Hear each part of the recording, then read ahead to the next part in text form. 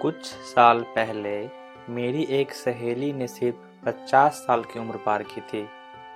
लगभग 8 दिनों बाद वह एक बीमारी से पीड़ित हो गई और उसकी जल्द ही मृत्यु हो गई। ग्रुप में हमें एक शोक संदेश प्राप्त हुआ कि दुख की बात है, वह हमारे साथ नहीं रही। 2 महीने बाद मैंने उसके पति को फ़ोन किया।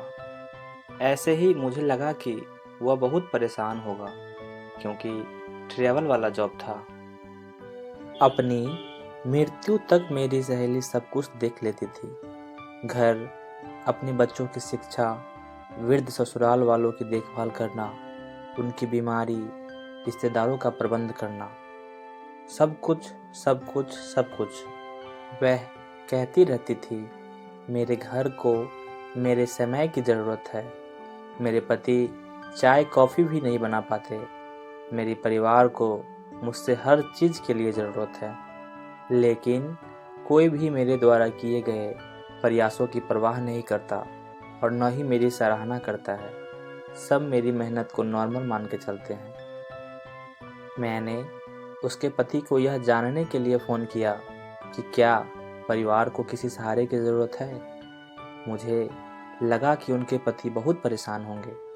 अचानक से सारी जिम्मेदारियों को निभाना है। उम्र बढ़ने के साथ साथ माता पिता, बच्चे, अपनी नौकरी, इस पर अकेलापन उम्र कैसे होंगे बेचारे। फ़ोन कुछ समय के लिए बजा, नहीं उठाया।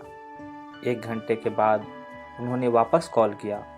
उसने माफ़ी मांगी कि वह मेरे कॉल का जवाब नहीं दे पाए, क्योंकि अपने क्लब में 1 घंटे के लिए टेनिस खेलना शुरू किया था और दोस्तों से मिलना वगैरह भी, यह सुनिश्चित करने के लिए कि उनका समय ठीक से गुजर जाए। यहाँ तक कि उन्होंने पुणे में ट्रांसफ़र करवा लिया, इसलिए अब ट्रैवल नहीं करना पड़ता।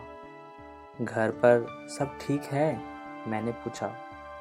उन्होंने जवाब दिया, एक रसोइया रख लिया है।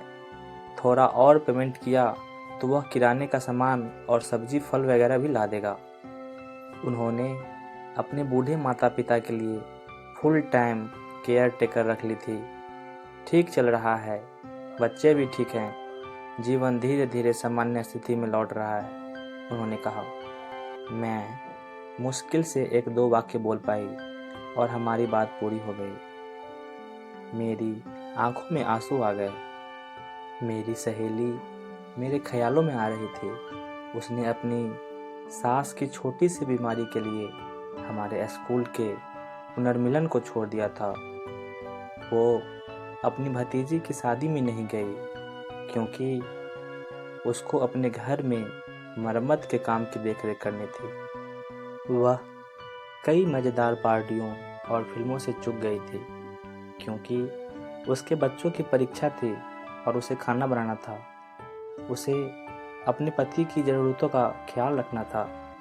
उसने हमेशा कुछ प्रशंसा और कुछ पहचान की तलाश की थी, जो उसे कभी नहीं मिली।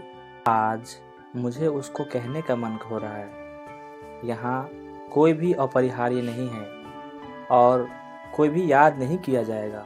यह सिर्फ हमारे दिमाग का भ्रम है। शायद यह सांत्वना है, या यूँ कहें कि हमारे समझने का तरीका। जब आप दूसरों को खुद से पहले रखते हैं, तो वास्तव में आप यह भी दिखा रहे होते हैं कि आप पहले नहीं हैं। उसके मरने के बाद उन्होंने 2 और नौकरानियां रख ली और घर ठीक चल रहा था। इसलिए मन का यह वहम हटा दो कि मैं अपरिहार्य हूँ और मेरे बिना घर नहीं चलेगा।